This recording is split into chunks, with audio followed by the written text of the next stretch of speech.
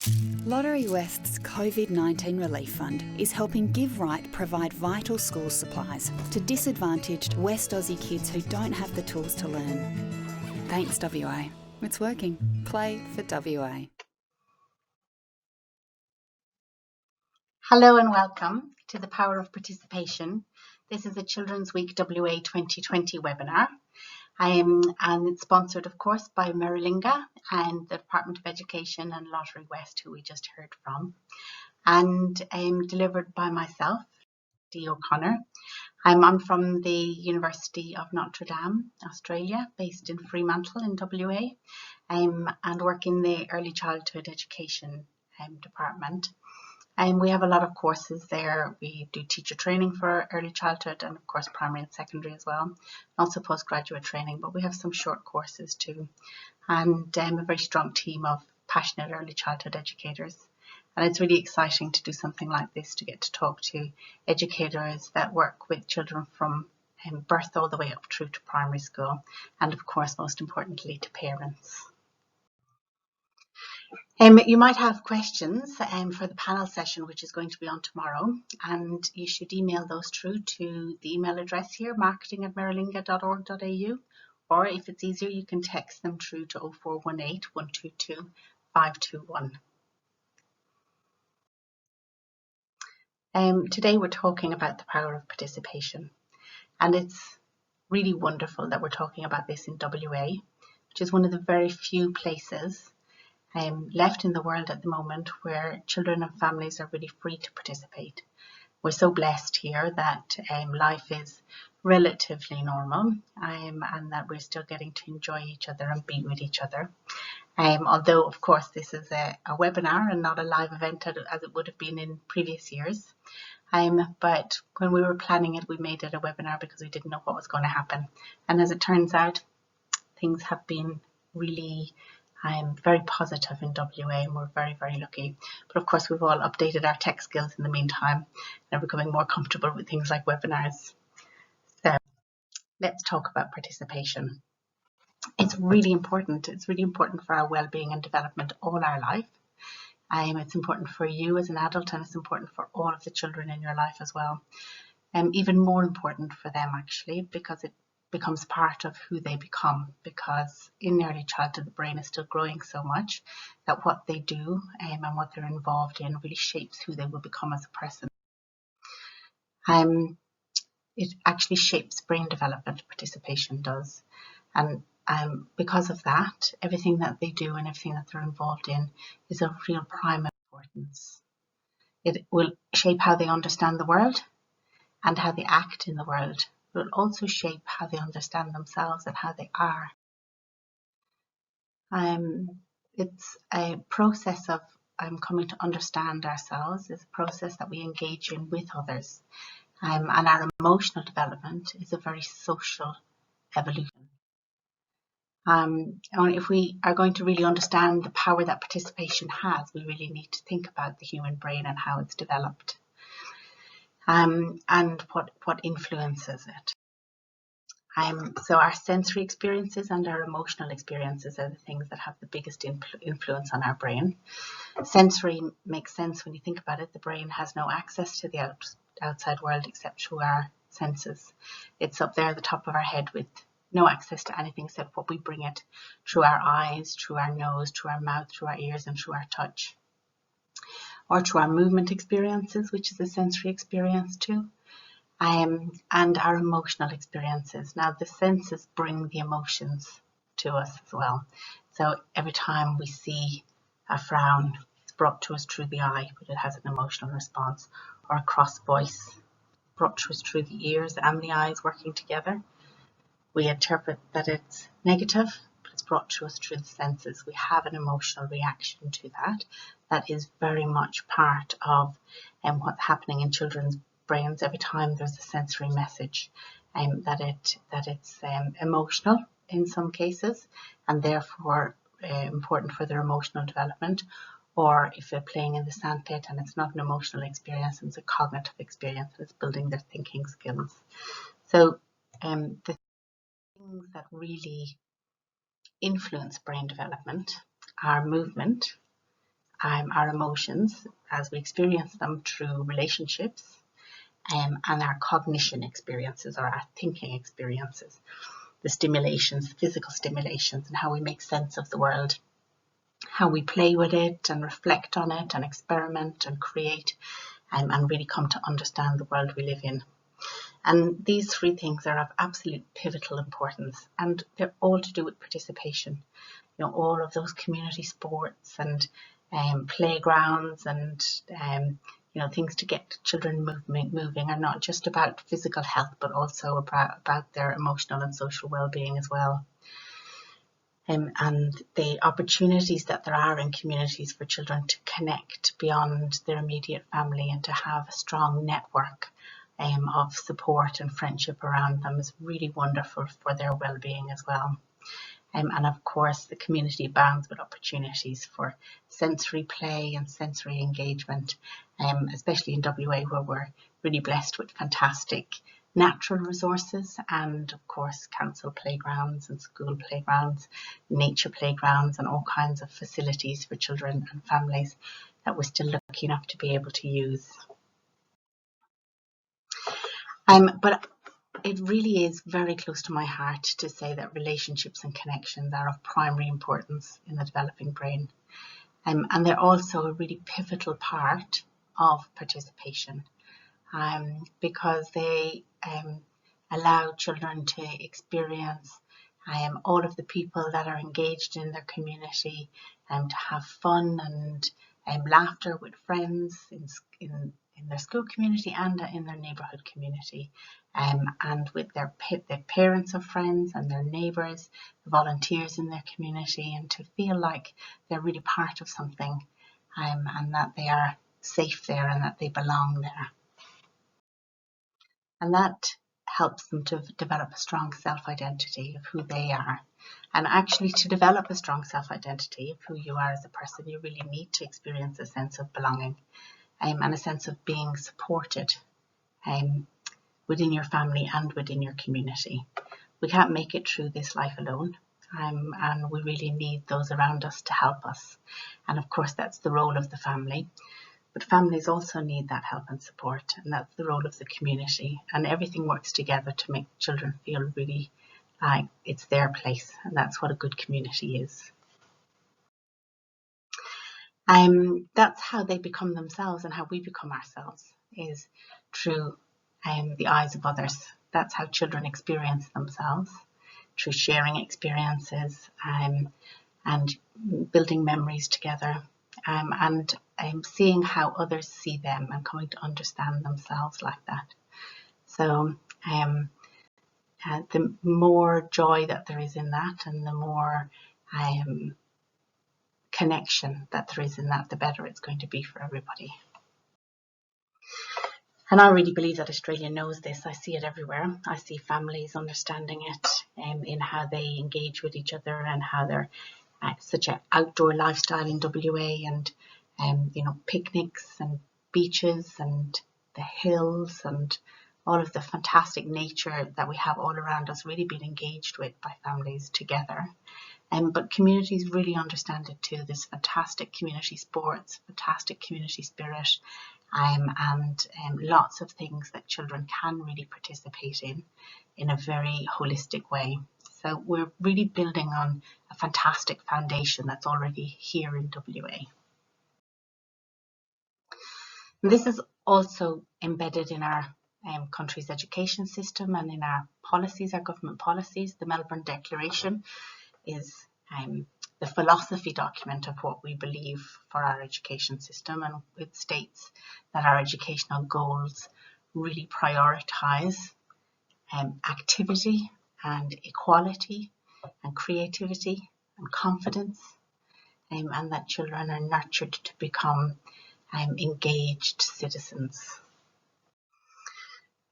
So how do they get there? How do they become active, equal, creative, confident citizens? And it's what we all want for our children, and what we want for each other's children too. And participation is really key to every single element of this, because you can't really sit at home and become these things alone. This is really about reaching out and being part of a community and coming to understand yourself as part of something bigger. So activity, I mean, the thing that springs to mind immediately when people think about activity and participation is, of course, community sports and community activities, and that is really important. And we have a fantastic sports culture in WA, and that can be built on as well with art groups, drama groups, dance groups, and lots of things that the children can be engaged in, gardening clubs and all kinds of ideas that communities come up with that make sense for them and should be supported. But it's also important to remember that it's not just organised activities that matter. It's also the unstructured and unorganised times that children can be in their community and be active that are important to them. The neighbourhood play, the linking with children on the same street as you, the time with siblings, the time with cousins, the time going to playgrounds and parks and your local natural resources, your woods and your forests and your beaches, your parklands, and the water fountains, all the fantastic things that are everywhere around us in this beautiful state. And also engaging children in the everyday activities, taking them with you when you do the shopping, and anything that needs to be done around the house, involving them in. Things take longer when we involve the children. I know that as well as any parent. And sometimes it can be tempting not to involve them for that reason, but actually this is how they become members of our communities, by understanding all of the things that families do and all of the things that community members do. And we can't just expect them to know it as adults if we haven't scaffolded them through it all the way through their childhood.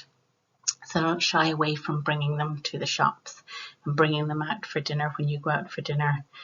And encourage, I think we should encourage each other to allow children to be children in the community. I think sometimes that when I was a child, that children were more allowed to be children and less expected maybe to be quiet. Whereas nowadays, there's maybe a little bit less tolerance, and I think that we really need to think about that, that children are not adults, and they won't sit down and be quiet like adults, and nor should they, and that when they're in the community and have those loud peals of laughter in restaurants, that it is their place too, that every place in the community is their place too. And that we need child-friendly cities and child-friendly communities and people who appreciate and love them for the joy that they bring. And we can remind each other of that, I think, sometimes, and support each other in it. Equality, of course, is another really important goal of this country, and something that is deeply meaningful for Australia in their journey towards equality.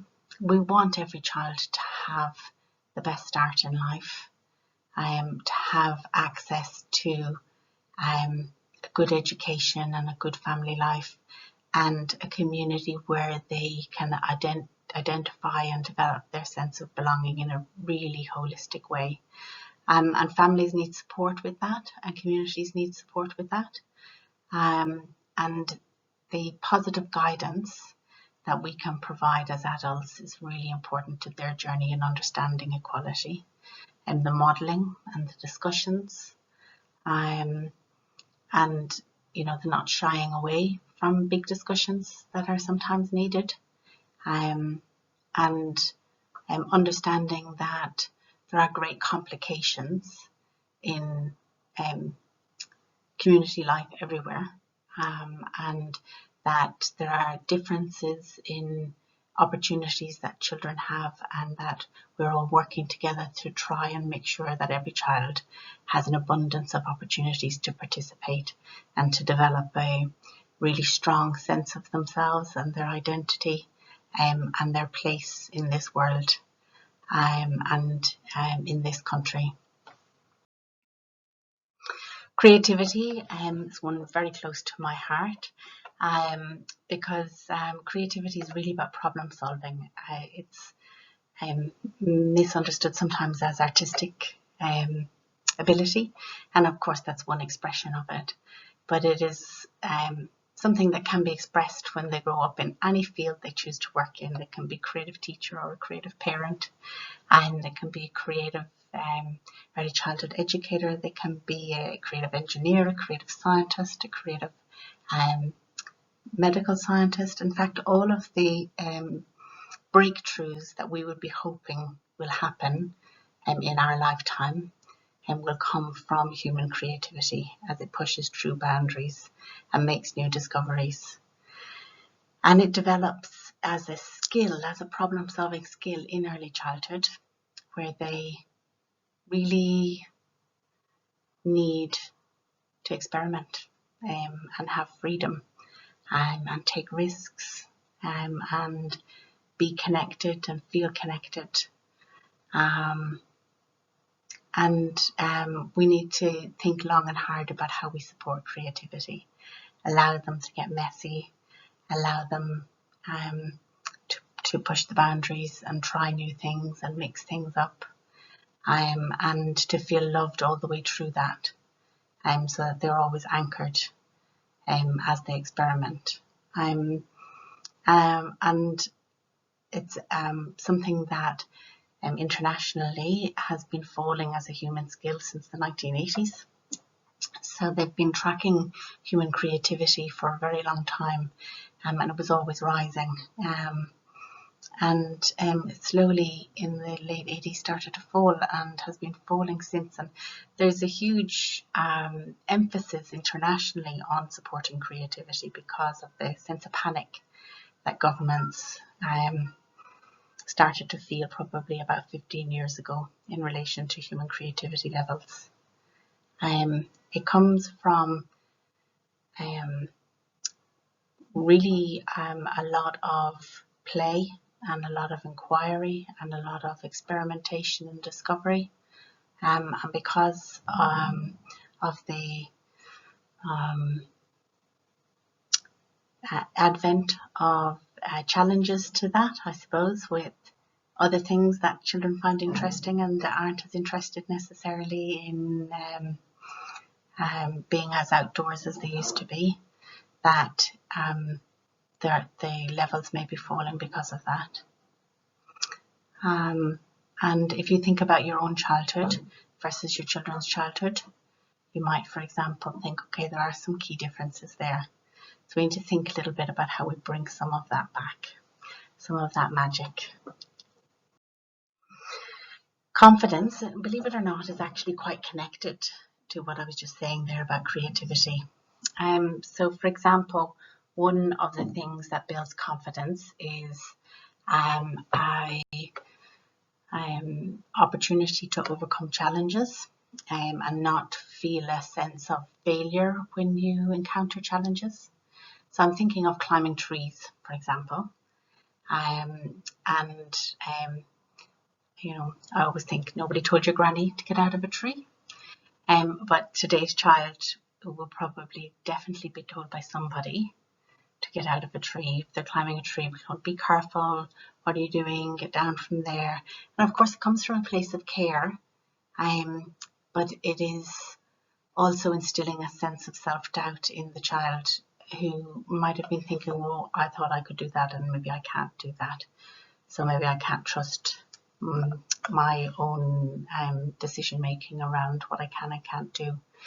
And of course sometimes a child will fall out of a tree and hurt their knee, and the adult that's there can respond in one or two ways. They can say things like, you know, oh, are you okay? And, you know, that looked like it hurt, and will we go get a plaster for that? And you know, but you were really brave. I saw how brave you were and I was really proud of you.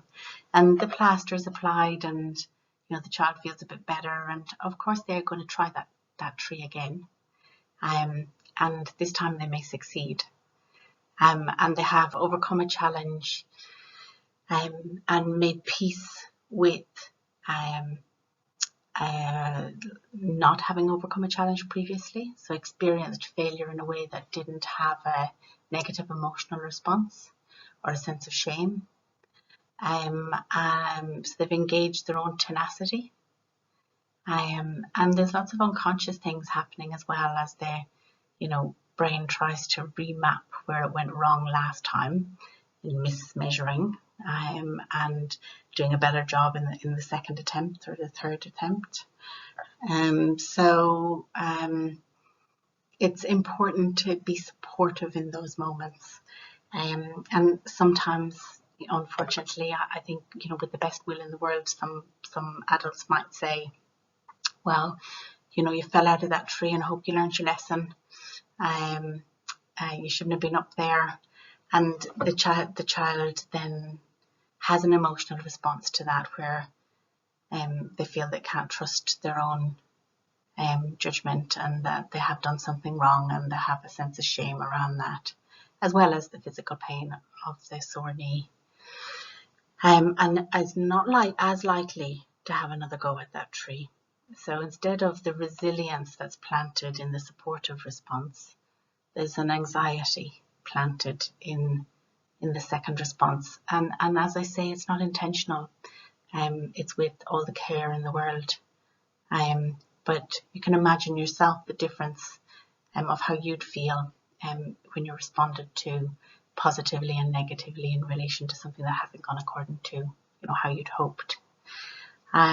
They really do need to overcome physical challenges, to feel confident in their body, to try things, to push boundaries a little bit. This is a bit controversial to say this about this little girl going up the slide, especially in a recording. But she is trying something new and something challenging. There's no cue, so maybe she's doing an okay job socially as well. And feeling good about yourself in childhood has a lot to do with movement play and a lot to do with really going for it. And we do want to keep them safe, and that is really important to keep them safe, but it is also really important to support their risk taking so that they can feel challenged and overcome challenges. And I guess that's a fine line that as parents we need to reflect on, and as educators that we need to reflect on and plan for too. Of course, with all emotional and social development, connection is really important too. Friendships are really important, as are our attachment relationships with particularly parents and carers. And on the note of friendship, that it is really normal in childhood to experience challenges in our friendships, and as adults we should support them to work those things out, to work them through, to say how we feel, to listen to how the other person feels, and not to bear grudges and not to burn our bridges, but to try and be empathetic, but also articulate in saying how we feel as well. And they're life skills that are going to help them push through those challenges. And when they do push through those challenges and maintain the friendship, that also gives them great social confidence in their own abilities to navigate those tricky waters. And all of this is impossible without participation. You need to be out in your neighbourhood and in your parks and in your playgrounds for these type of things to happen. Citizenship. It's so important that we have an engaged and responsible citizenship who makes good judgments for our country. And this generation of children will be the leaders of the future. It's just the truth. It's the way of the world, and that is what is going to happen. So how are they doing, and how are we doing in guiding them in that very important role of understanding themselves as stewards of this world, and actually they probably have a better handle on that side of things environmentally than our generation did. And they're going to be interesting to watch from that perspective. But the research shows that their connection to the environment comes about through their connection to time spent in nature. And we're probably pretty blessed in WA from that perspective, because it's such an outdoors kind of place. But being outdoors, being sociable, being with friends, engaging in this wonderful world and this wonderful community is what brings about a sense of appreciation for it. The thumbprint here represents identity, and it is really important that our children identify as West Australians, regardless of the other identities that they will have in that mix, and they will all have several, but that West Australia is their place, and a place that they can be proud of and want to protect environmentally and socially. And of course, this citizenship is really directly connected with democracy, and that doesn't come about either without participation and without agency and voice, the child being heard and listened to, as we expect to be as citizens. So again, we need to nurture that from early on, that we ask their opinions on things, that they have a say and rights in their community and in their education, and that there is, a sense of democracy in their lives, a sense of empowerment, a sense of their own ability to say what they need, be heard, listened to, and be an active part of decision making. And that doesn't mean that there's an imbalance in that. It doesn't mean that they do exactly what they're told or that they rule the roost, but just that they are part of decision making in a healthy way, and come to understand themselves as people who should be part of decision making for our communities and our country, and to see the connections in things, to see the domino effect of democracy and voice, and that if we don't take an active role, that decisions are made for us.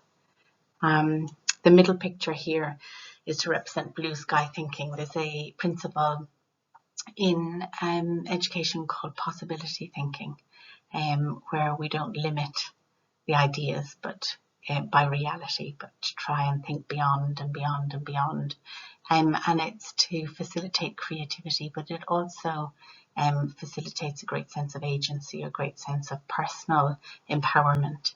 And that's very much a part of their journey towards citizenship as well, that they feel that that they're not just going to be told what to do all their lives, that they are actually going to be part of deciding what's right and what directions the country takes. And that is really as it should be, and that is what a healthy citizenship does and should do.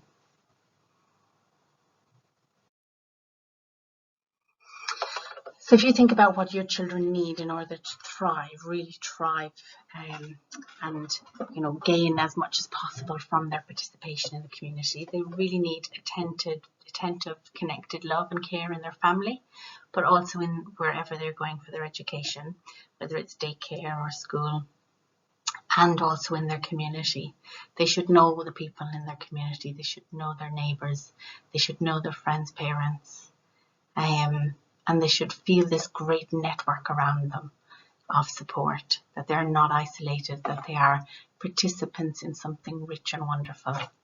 Ideally, their physical environment should allow for movement and healthy experimentation. I'm talking about making mud pies and, climbing that tree, ideally, a development perspective. And looking around your community and seeing what the physical environment is like, and thinking about your garden and the gardens that they're in and what they're like is important. It's something that has shrunk over the years, I think. Gardens used to be a lot bigger, and there used to be places for children's play in neighbourhoods that has become more something, I suppose, that is relegated now to parks. And in a way, there can be a positive to that, because there are lots of other children there, and there can be that opportunity to participate with each other and have them as real community spaces. Ideally, lots of both indoor and outdoor participation activities. So if they're, engaged in indoor organised sports, that there should also be a balance of outdoor, kicking a ball around for the fun of it with neighbours and friends, and footy in the park with jumpers for goalposts. Opportunities for physical challenge and movement, again, something that has significantly dropped through the generations. And it gets a lot of attention because, of course, obesity has risen in the same time. But it is, from my perspective as an educator, much more important than just the physical benefits. There's all of the brain development benefits that come from overcoming physical challenge and doing a lot of movement, including building your tenacity, building your confidence levels, being a good problem solver, having strong levels of resilience, and all of that sort of really connected to the risk taking that we were talking about earlier on as well, giving children a really good sense of themselves, that they feel they can, they believe in themselves, and that they have that in their self-identity, that self-belief, which is really at the heart of resilience. Authentic sensory materials and experiences. So everything they bring into that brain comes through the body. So they do need to be building sandcastles and making mud pies and mixing water with things, and engaging in natural materials. Nature play has had an explosion of popularity, and with very, very good reason, because it's so good for the human brain as it develops. It's so sensory, and it's so full of different weights and volumes and scientific principles, and it really builds wonderful pathways for thinking. And early childhood in particular isn't so much about content as about thinking skills and emotional connection. And thinking skills come about from experimentation with sensory materials. And connection comes about from how we are treated, and participation in our community really allows that to be rich and broad and varied, and gives children a lot of experience. A blend of organised and more self-directed participation experiences. I think that it's important to get that balance right. That children can be overscheduled, definitely can be engaged in too many things, get a bit too overtired. They also really need time for freedom and play, and connecting with their friends, and even connecting with themselves, and processing things that they've discovered and learnt for the first time. Quiet times and unstructured times socially are just as important as organised activities. And reflecting on that, I think, as educators and parents, is important. Listening to that inner voice that tells us how much is too much. They do also need play and inquiry experiences that support them to construct a positive self-identity and a love of participation. So we all know that if they go to something and it's not enjoyable and the people aren't nice, that they're not going to want to go back. So we do want our communities to be loving to our children and to be kind to our children. And one way to maximise the chances of that are to get involved ourselves, and have a lot of parents who are working together to achieve that, so that the children can experience themselves in that very nurturing community way. They need friends, they need to be sociable, they need lots of happy experiences with others, and it won't always work out like that, so they also need support to work through the difficulties when they arise.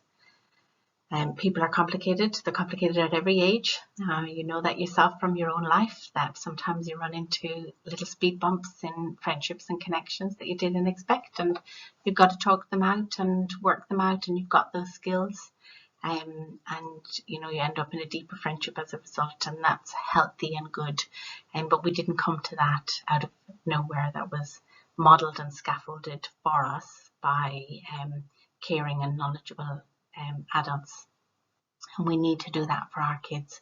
When there's a conflict, it's important not to walk away and sweep it under the carpet, and it's important not to also just like assume that the other party is completely at fault. There's very rarely the case that there's not two equally valid sides to any conflict between children. So sitting down with them and helping them to work that out, or sitting down with the other parent and the kids and helping them to work that out, it's a really important part of them learning to participate in a way that is also building their life skills for working through what is just really a part of being human. So that encouragement from adults who collaborate is a really important part of collaboration, or participation rather, and that we work together, communicate with each other, and that everybody has the child's best interests at heart. That's what community really is. That is not just about caring for our own children, it's caring for every other child too. And that makes total sense, because they are going to move forward together. And only their communities of the future will only be as strong as they are together, not individually, but together. Participation is all about unity. So what can you do as families? I think it's really important to forge connections and friendships in your neighbourhood. Try and get to know the people on your street. Get involved in your children's interest. If you have a child that you know, is interested in drama, then like look for a drama group, volunteer, start one if there isn't one. If they're interested in a particular sport, you know, sign up and tag along and see what you can do.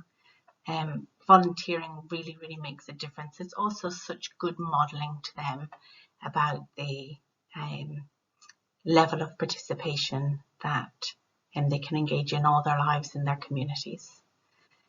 Also involve them in participating in, you know, the everyday activities and chores and rituals. Don't leave children out of anything. You know, the shopping and the cleaning and, you know, if there's times that are sad and times that are happy, that they need to experience all of that with us. It's how culture is passed on, and it's how they understand how to be human in their community. And balance that freedom with organised activities. So think about how much they're scheduled and whether there is enough free time in that for them to play with the kids on their street, to engage well with their siblings, to have time for discussions, and really try and get that balance right and reflect on that balance, allowing lots of time for space and for friendship, that they're not so busy that they're not chatting or engaging deeply with each other. And listen to them and listen to yourself.